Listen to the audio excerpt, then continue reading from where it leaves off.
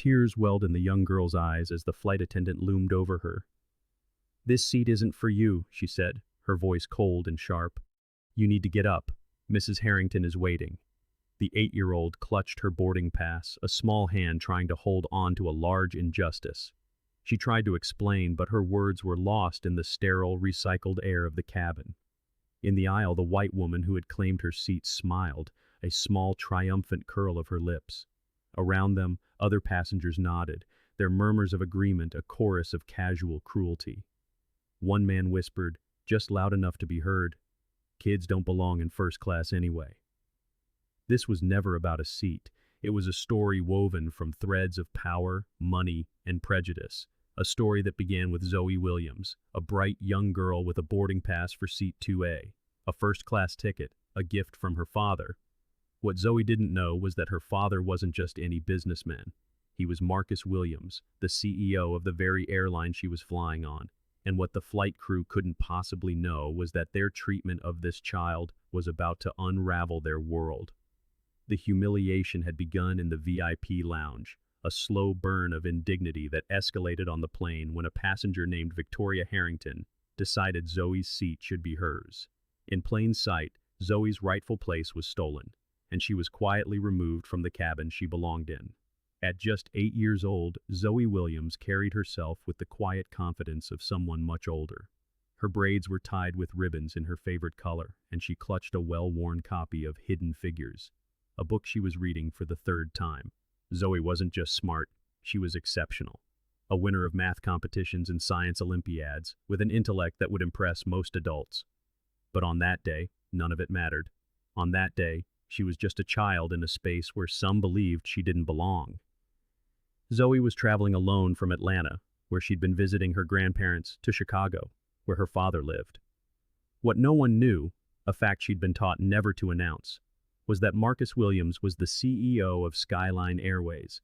He was a self-made man who had risen from baggage handler to the boardroom over 20 years of relentless work. He could have arranged a private jet. He could have had his staff escort her. But Marcus had built his life on a foundation of humility. "You'll never understand the value of what you have," he often told Zoe, "if you don't experience life as everyone else does." And so, she traveled as an unaccompanied minor, with standard assistance but no special treatment. At the airport, Zoe followed the signs to the exclusive Skyline VIP lounge. Her status included lounge access, a detail printed clearly on her documents. As the heavy glass doors slid open, she stepped into a world of muted luxury, soft leather chairs, complimentary refreshments, and the hushed conversations of business travelers. She approached the reception desk, standing on her tiptoes to make eye contact with the attendant, Patricia. "Hello, I'm Zoe Williams," she said politely, sliding her documents across the marble counter. "I'm traveling to Chicago as an unaccompanied minor." Patricia's eyes widened slightly. She looked from the papers to Zoe and back again. "Are you sure you're in the right place, sweetheart?" The endearment dripped with condescension. "The general waiting area is back that way." "I have lounge access," Zoe explained calmly, pointing to the relevant line on her ticket. Patricia's perfectly manicured nails tapped against the counter. "Just one moment." She picked up a phone, turning away as if the conversation were a state secret. "Yes, I have, situation at reception. A young girl claiming to have lounge access. Yes, unaccompanied. No, first class. I know, that's what I thought too." Across the lounge, heads turned. A couple whispered behind their hands. Patricia hung up and scrutinized Zoe's documents again, holding them to the light as if checking for forgery.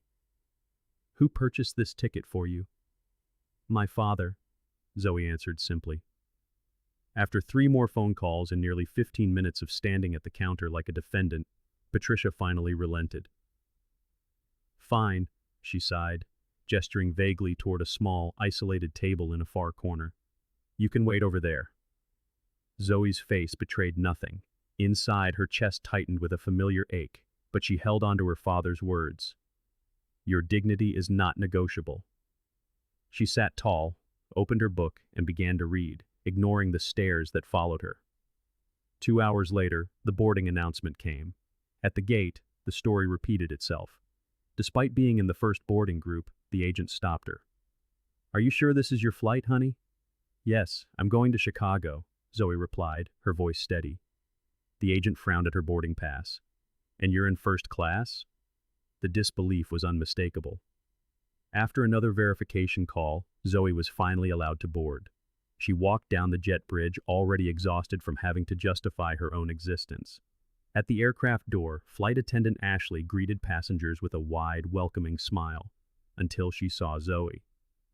Do you need help finding your seat in the back? Ashley asked, not even glancing at her ticket. I'm in seat 2A, Zoe stated, holding out the pass one more time. Ashley's smile faltered. Her expression shifted to one of surprise, then doubt. Oh, right. This way then. Zoe found her window seat and settled in, placing her backpack carefully beneath the seat in front of her. She buckled her seatbelt and arranged her book on the side table. As other first-class passengers boarded, she felt their glances. Some did a double take, others stared outright. She kept her eyes forward, her expression neutral. It wasn't new, but that didn't make it hurt any less. Then Victoria Harrington appeared. At 45, she was the personification of old money and entitlement. Her cream-colored Chanel suit was impeccable, her designer handbag clutched like a scepter. Her husband, Gregory, followed dutifully behind, absorbed in his phone. Victoria paused, her eyes scanning the cabin like a general surveying a battlefield. When her gaze landed on Zoe, she froze. Gregory, she whispered, loud enough for everyone to hear. Look at that. Why is a child like that sitting in first class? Gregory barely glanced up. I don't know, dear. Victoria stood blocking the aisle. This is precisely why we should fly private. The standards have collapsed. She turned to her husband with theatrical distress. And I specifically requested seat 2A. It has the best view for takeoff. Gregory sighed. Your ticket says 4C, Victoria. Her eyes narrowed. That is not acceptable. She moved purposefully toward Ashley, who was arranging welcome drinks in the galley. Excuse me, Victoria began, lowering her voice to a conspiratorial whisper. There seems to be a situation. That child is in 2A. I'm quite certain she's wandered up from economy. Ashley hesitated. She did have a first-class boarding pass. Victoria's hand moved discreetly into her handbag. When it emerged, a folded $100 bill was pressed between her fingers. With practiced smoothness, she pressed the bill into Ashley's palm during what looked like a simple handshake. I've had such a difficult trip, she said, her voice dripping with manufactured distress. My husband's company is a major corporate client. Surely there's something you can do. The money vanished into Ashley's pocket. Her allegiance, purchased for the price of a nice dinner, shifted instantly. I completely understand, Mrs. Harrington, she said, her voice now crisp with authority. Let me handle this. Victoria returned to her husband, her voice now carrying through the cabin. The flight attendant is going to sort it out. Her statement drew attention. A balding man frowned. Children don't belong in first class anyway. I paid for peace and quiet, a woman across the aisle nodded. It's impossible to enjoy premium travel these days. The murmurs of agreement spread. Only one passenger, an elderly woman with elegant silver dreadlocks, watched with growing concern. Mrs. Patterson, a retired civil rights attorney, had seen this script play out far too many times. She said nothing, but she quietly reached for her phone and began to record. Zoe tried to make herself smaller, but the words swam before her eyes. Ashley approached, another flight attendant named Derek in her shadow. Excuse me, sweetie, Ashley began. Can I see your boarding pass again? Zoe produced the crumpled pass. Here it is, seat 2A. Ashley studied it for a long moment. Derek leaned in, frowning.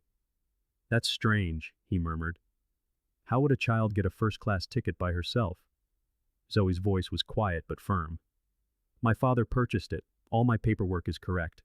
Victoria interjected from the aisle. She must have found it. She clearly doesn't belong here. Ashley's patience evaporated. Listen, for everyone's comfort, it would be better if you moved. There are plenty of nice seats in the back. My ticket is for this seat, Zoe insisted, her hands trembling. I don't want to move. This is ridiculous, Victoria snapped. The flight is already delayed. Can't you just move her? Ashley's smile was gone. I'm afraid this isn't optional. Derek stepped forward, his hand extended for Zoe's backpack. Zoe looked around the cabin, searching for an ally, but found only averted gazes and hostile stares. Even Mrs. Patterson remained silent, her eyes offering a wordless apology as her phone continued to film. The tears Zoe had been fighting finally spilled over, silent tracks of moisture on her cheeks as she gathered her things. She stood, her small frame dwarfed by the adults who had judged her unworthy. As soon as she was out of the seat, Victoria swooped in with a triumphant smile. Much better. Derek led Zoe through business class and into economy. The contrast was stark, from spacious leather to tightly packed rows. He found her a middle seat in row 32, wedged between a heavy-set man and a woman absorbed in her laptop. "Here we go," he said with forced cheerfulness. "A perfect spot for you." Zoe said nothing as he stowed her backpack in an overhead bin far out of her reach. The message was clear. You are small. You are powerless. You do not matter. She sat rigid in the middle seat, tears flowing freely but silently. In first class, Ashley served Victoria another glass of champagne. "Thank you for understanding," Victoria said with a wink. In her cramped seat, Zoe stared straight ahead, her father's voice echoing in her mind. Your dignity is not negotiable. She had lost her seat, but she refused to lose herself. With trembling hands, she took out her phone and sent a short, simple text. "Dad, they gave my first-class seat to a white passenger and moved me to the back." The aircraft door remained open, the departure time long past. Passengers shifted uncomfortably, checking their watches. In economy, Zoe sat perfectly still. She had done all she could. Now, she waited. The first sign that something was wrong came when the jet bridge door suddenly reopened. A hush fell over the cabin as two individuals stepped aboard. The woman wore a tailored navy suit with the airline's executive insignia, her expression grave. Beside her walked the chief purser, his face a mask of concern. In first class, Victoria Harrington was midway through her second champagne. She gestured impatiently to Ashley. "I think we've waited long enough. Either we depart or you refresh my drink." Ashley's response died on her lips as she saw the executive approaching. For the first time that day, a flicker of genuine fear crossed her face. This was not standard procedure. This was not a typical delay. "Ladies and gentlemen, I apologize for the interruption." The executive's voice sliced through the cabin's murmur, sharp and clear without the aid of the PA system. "I'm Sarah Donovan, Vice President of Customer Experience for Skyline Airways. We have a situation requiring our immediate attention." Victoria Harrington rolled her eyes with theatrical disdain. "Finally, someone with authority. Could you please inform the captain that some of us have important commitments in Chicago? We need to depart." Sarah Donovan didn't so much as glance in her direction. Her gaze was fixed on the chief purser. "James, please locate passenger Zoe Williams and escort her to the forward cabin." Near the galley, a flight attendant named Derek went pale. His colleague, Ashley, frantically smoothed her uniform. A desperate attempt to project a professionalism her trembling hands betrayed as she collected Victoria's empty champagne flute. Back in economy, 100 heads swiveled as the chief purser moved down the narrow aisle. He stopped at row 32, where Zoe sat with a quiet, unassailable dignity. "Miss Williams?" he asked.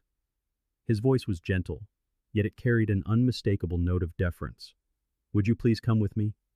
Zoe looked up, her expression guarded. The day had already taught her far too much about misplaced trust. "Why?" "There appears to have been a misunderstanding with your seating assignment. We'd like to rectify it." A current of whispers swept through the economy cabin. Many had witnessed the girl's earlier humiliation and said nothing.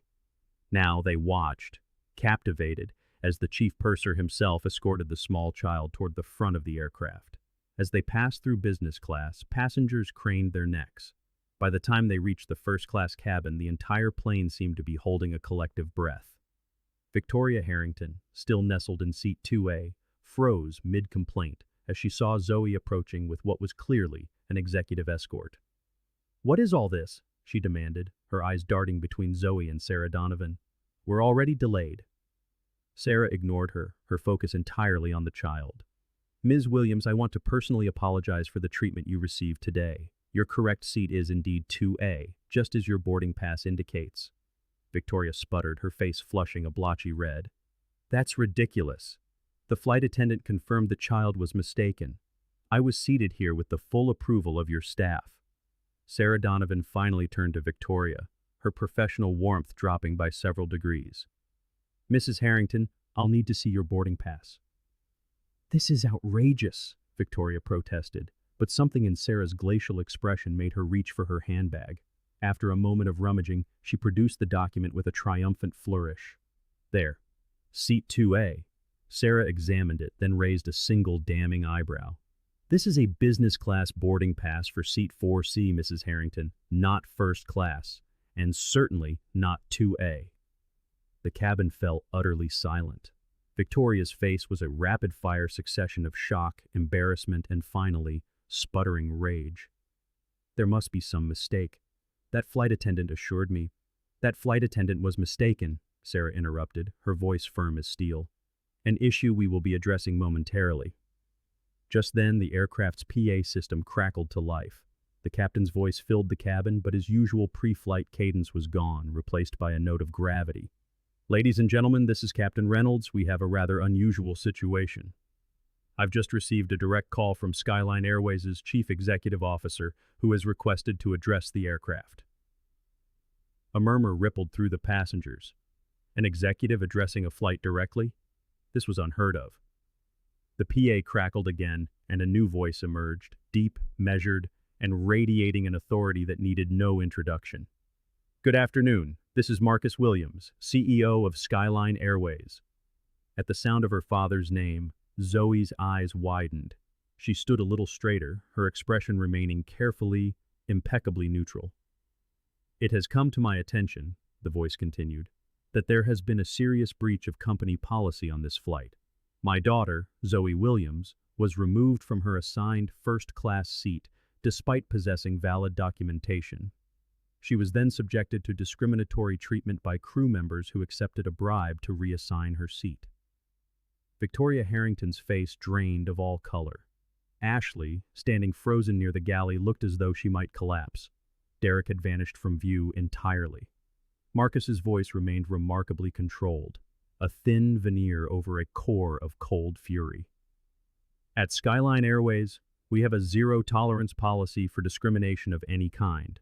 We also have a zero-tolerance policy for staff accepting gifts in exchange for preferential treatment.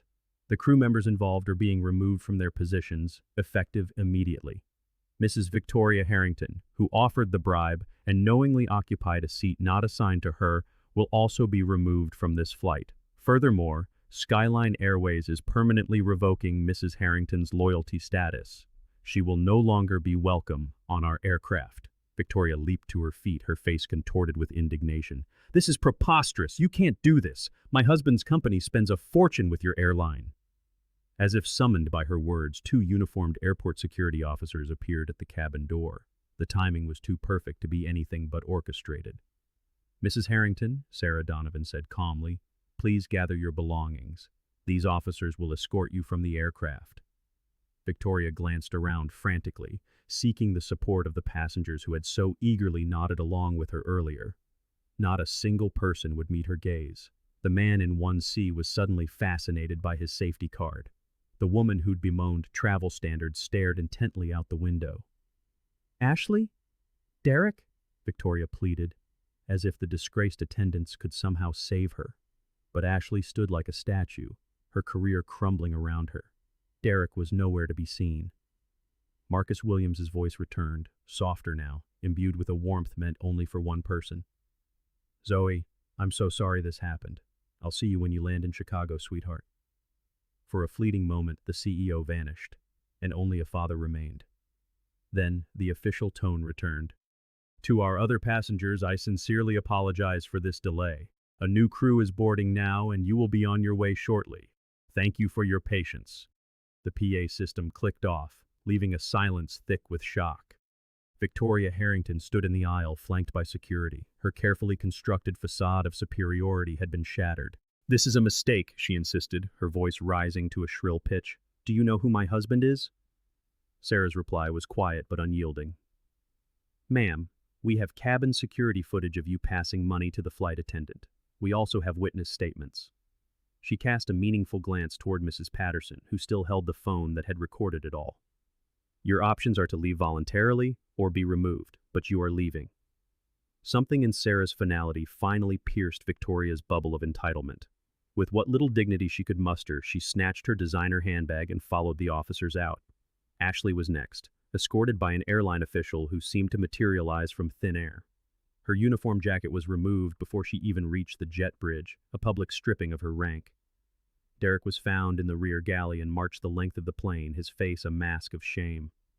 As they disembarked, a new flight crew boarded, crisp, professional, and clearly briefed. They began their duties under the watchful eyes of passengers who had just witnessed corporate justice delivered with breathtaking speed. The new purser approached Zoe. "Miss Williams, your seat is ready for you." Zoe nodded and took her rightful place in 2A. As she settled in, those who had watched her humiliation now witnessed her vindication. Some looked ashamed, others impressed. Mrs. Patterson moved from her seat to the now vacant one beside Zoe, gently patting the girl's hand. "Your father would be so proud of how you handled yourself," she said softly. "You showed more grace than all of them combined." A fresh glass of apple juice appeared, served by a flight attendant whose smile was genuine. "With our compliments, Miss Williams? Is there anything else you need?" Zoe shook her head, a small true smile finally touching her lips. "No, thank you. I'm exactly where I'm supposed to be." The new captain's voice came over the PA, warm and professional. "Ladies and gentlemen, on behalf of our CEO, Marcus Williams, and the entire Skyline team, we apologize for the delay. We'll be departing for Chicago momentarily." The remaining first-class passengers sat in a state of chastened silence. The man from 1C leaned across the aisle. I'm sorry about before. I should have said something." Zoe regarded him with a wisdom far beyond her 10 years. She had just received a masterclass in power, prejudice, and privilege. She gave a polite nod, her silence more eloquent than any words. As the aircraft finally pushed back from the gate, not a single person complained.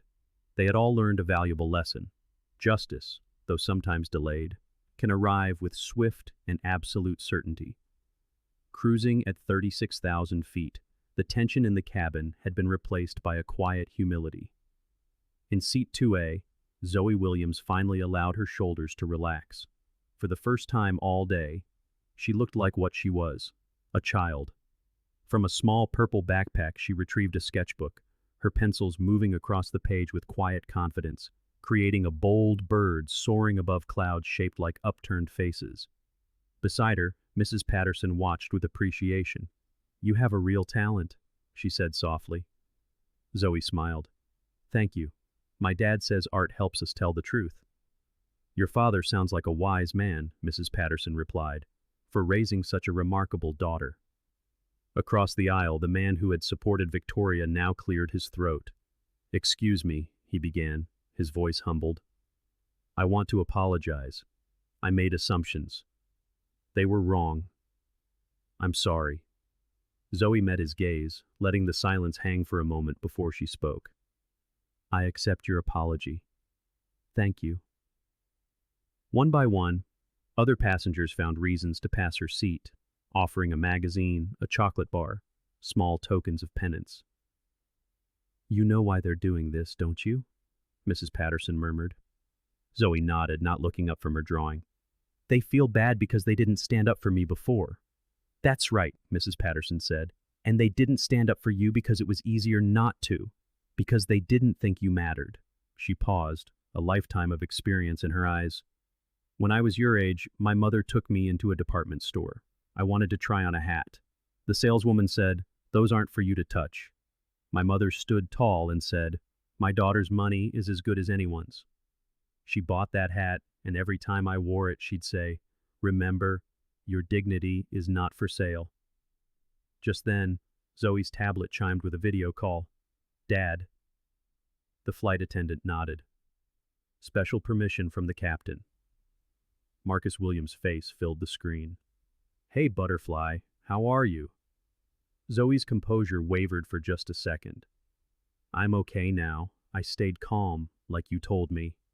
"You did everything right, Zoe," he said, pride and anger warring in his eyes. "I'm so sorry you had to go through that." "Did you really fire them, Dad?" "Yes," he said solemnly. "What they did violated everything we stand for." He paused. "Sometimes leadership is about making hard decisions. This wasn't one of them. This was clear." Zoe looked at him, her expression serious. "Would you have done the same thing if I wasn't your daughter?" The question was profound. Marcus answered with palpable honesty. I hope so, Zoe. I've tried to build a company that would protect anyone in that situation. But the truth is, it's easier to see injustice when it happens to someone you love. And that's why I'm making changes. What changes? We're developing a new training program for every single employee. We're going to teach them how to see what happened to you and stop it. Your experience is going to make things better for thousands of people, Butterfly. That's how change happens.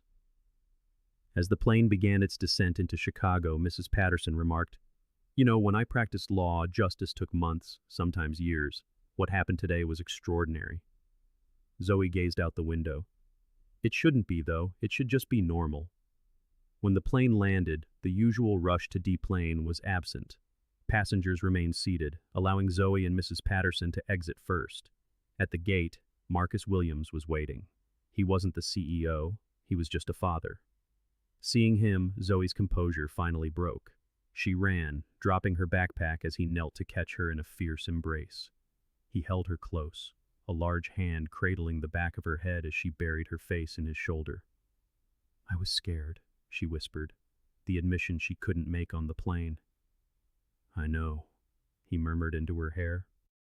I know. Being brave doesn't mean you're not scared, he said, his voice a gentle anchor. It means you do what's right, even when you are. And you, Butterfly, you were so brave today. He rose, his arm a protective shield around Zoe's shoulders as they gathered her backpack from the floor. Just then, an elegant woman with kind eyes and a resolute air approached them. Mr. Williams, she said, extending a hand. I'm Eleanor Patterson. I witnessed what happened on the flight. Your daughter. She conducted herself with a grace that was truly remarkable. Marcus shook her hand, his grip warm and grateful. Thank you for being there for her, Mrs. Patterson, and for documenting everything. It will help me ensure nothing like this ever happens again on my airline. A knowing smile touched Mrs. Patterson's lips. I spent 40 years as a civil rights attorney. Old habits, I suppose, die hard. Her gaze softened as she turned to Zoe. Remember what I told you about dignity? It's more than just a word. It's a way of moving through the world. After Mrs. Patterson departed, Marcus and Zoe walked hand in hand, a silent team moving through the bustling terminal. I have something to show you, Marcus said, his voice filled with a quiet purpose. He led her toward a towering bank of monitors, where flight information usually scrolled in an endless stream. But tonight, the screens glowed with a different message. In bold letters, a new announcement rolled across. Skyline Airways proudly introduces the Dignity Initiative, a comprehensive program dedicated to eliminating discrimination and ensuring every passenger is treated with profound respect, regardless of age, race, gender, or background.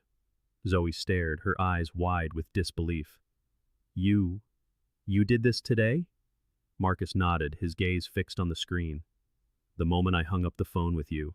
Sometimes, Butterfly, the most painful experiences are the ones that create the most powerful change. What happened to you was wrong, deeply wrong, but because of your courage, thousands of other people will have a very different story to tell. 6 weeks later, Zoe stood at the front of her 5th grade classroom at Lincoln Elementary. It was career day. On a table nearby sat the tools of other parents' professions, a firefighter's helmet, a stethoscope, a chef's whisk. But Zoe had brought something less tangible, yet infinitely more powerful. She had brought her story. My father runs an airline, she began, her voice clear and steady, ringing with newfound confidence. But I'm not here to talk about airplanes or how they fly. I'm here to talk about something more important.